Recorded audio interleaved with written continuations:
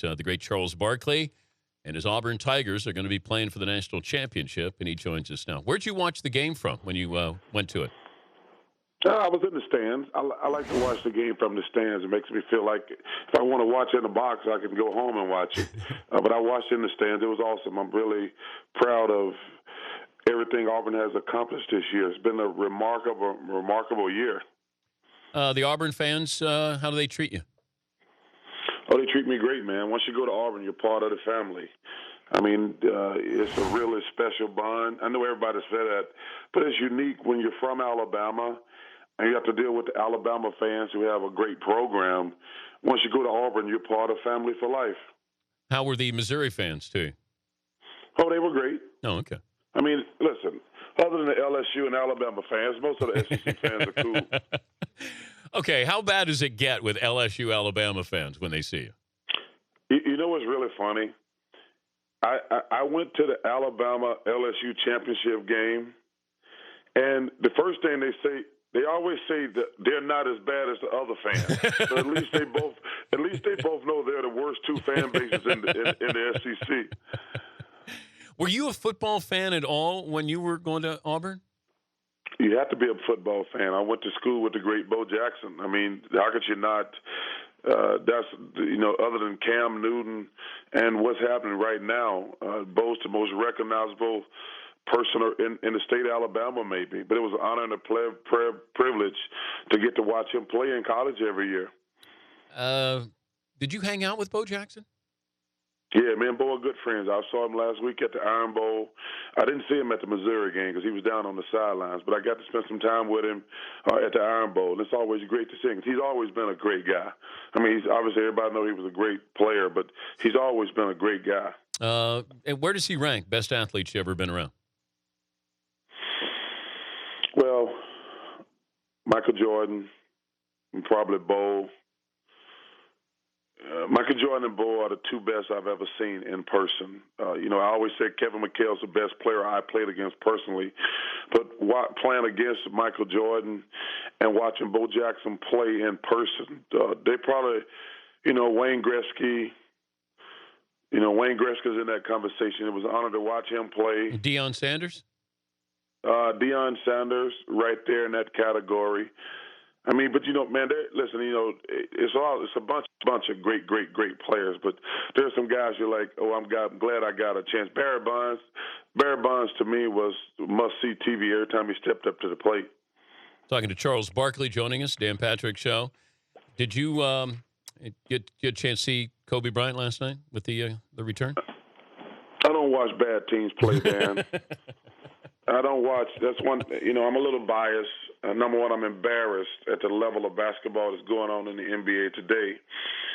Then I have to watch all these teams at some point, and I feel bad. And I know, everybody act like your generation. Every time you tell the truth about sports, people go crazy. I'm embarrassed for the fans having to watch this trash in the NBA today. I mean, it's almost, you have to really find games that are actually watchable. And it's very difficult. Listen, Kobe's great. Kobe's one of the 10 greatest players ever, but the Lakers they're not going to be any good with or without him. I'm glad he's back for the NBA, but the Lakers aren't a good team. And why would I want to watch the Lakers against the Toronto Raptors? Well, first of all, the fact that they lost to the Raptors after they pulled off the Rudy Gay trade, I mean, that's embarrassing. Kobe gave himself an F. With his performance. But listen, it's going to take some time for him to come back. But listen, the Lakers aren't a contender, and they're not a good team. And listen, I love Kobe, but he's not going to be the same ever again. He was already aging, and he's not going to be the same again. And the Lakers aren't a good team, and I'm not going to watch them play that much, to be honest with you. Yeah, but I think what happened is the Lakers said, look, let's give the fans something they can go watch, somebody they can go watch for the next 2 years while we try to rebuild this team, get rid of some of these contracts. That's what it felt like for me, that they gave him that money and said, we're going to pay you for what you did, what you mean to this organization, but this way a fan base has somebody they can go out and at least watch in the twilight of his career. Sure, no question. No question they did that. I mean, obviously, they got a local TV deal. I mean, we're going to show them on TNT. I mean, because he's still Kobe Bryant. But listen, I mean, it always ends badly when you get older, Dan. I mean, and unfortunately, he had the Achilles, which is probably going to make the situation even worse. But it's a TV marketing deal for the Lakers. They need him to sell tickets. Do you think and he's going to sell tickets. Do you think that he can surpass Kareem as the all-time scorer? If he's just going for the numbers, he can. He's going to need to play, three more seasons? Well, I mean, it's like I said, it's only if he wants to do it. I mean, but the Lakers aren't going to be competitive. But if he wants to go for that record, he's got a chance of getting it if he just wants to go get the record. I mean, but the Lakers aren't going to be competitive in the next couple of years. Unless LeBron goes there. You think that's possible? They have the money to pay him?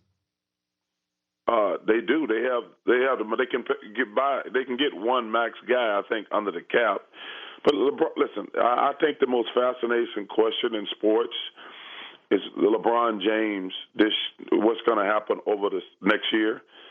I was doing an interview with a guy in New York last week, and we were talking about who's going to be the person of the year in 2014. I said the person of the year in 2014 is going to be LeBron James because his decision is going to shape the NBA for the next 5 years. Whether he stays in Miami, they're going to be in the conversation. If he goes to anywhere, go back to Cleveland. I think that's the most fascinating story in sports in the next year. Because wherever he goes, that team is going to become an instant contender for the next 5 to 6, 7 years. What do you want to play with Kobe? I don't know their relationship. I don't know. I think that'd be an interesting conversation because I don't know if Kobe ego will let him want to be the guy under the man. I think that would be the question. Would Kobe want to? Because clearly, LeBron, wherever he goes, he's going to be the man. But if he can help Kobe win one more title. But I'm saying I don't know their relationship. I don't know if LeBron wants to play in L.A., and I don't know. LeBron don't have to worry about anything. I mean, he's the man right now.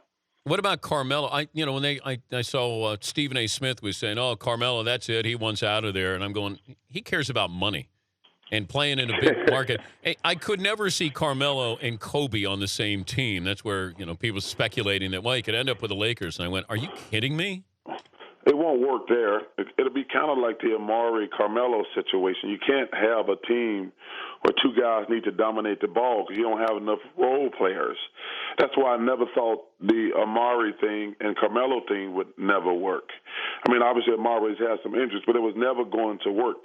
You can't have two guys who are offensive juggernauts who want the ball all the time. It would never work in L.A. like that. It would never work. You talked about all this bad basketball. I have a hard time watching an entire game. And then you have the East, Charles. When did basketball get so bad, embarrassing? Dan, it's so frustrating for me. Because like I say, I actually get paid to watch all these teams. So I have to scout these teams.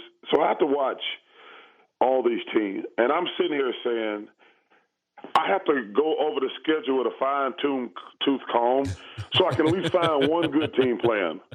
I said, when are they playing Indiana? When are they playing Miami? When are they playing Portland or Oklahoma City or the Spurs? I don't want to watch the Lakers against Toronto. I don't want to watch the Sixers against Orlando. I don't want to watch Milwaukee against Cleveland. Last week I did the Brooklyn and against the Nets, and I'm sitting here saying to myself, "You got to be kidding me! You have got to be kidding me! These two teams are awful." Even if I combined them, I don't even know if I have a good team.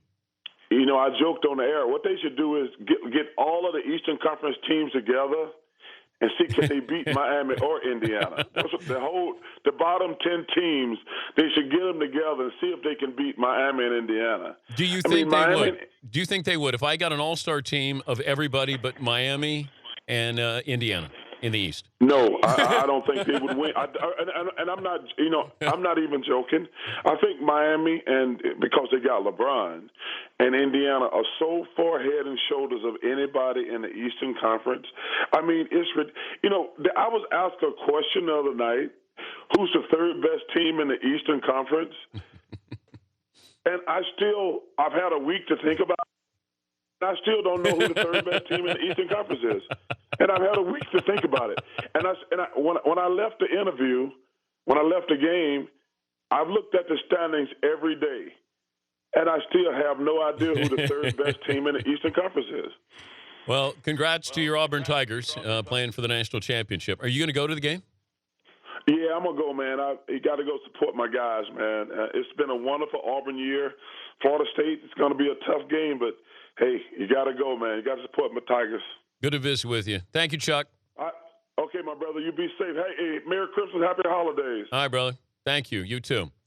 The Dan Patrick Show, weekday mornings on Audience.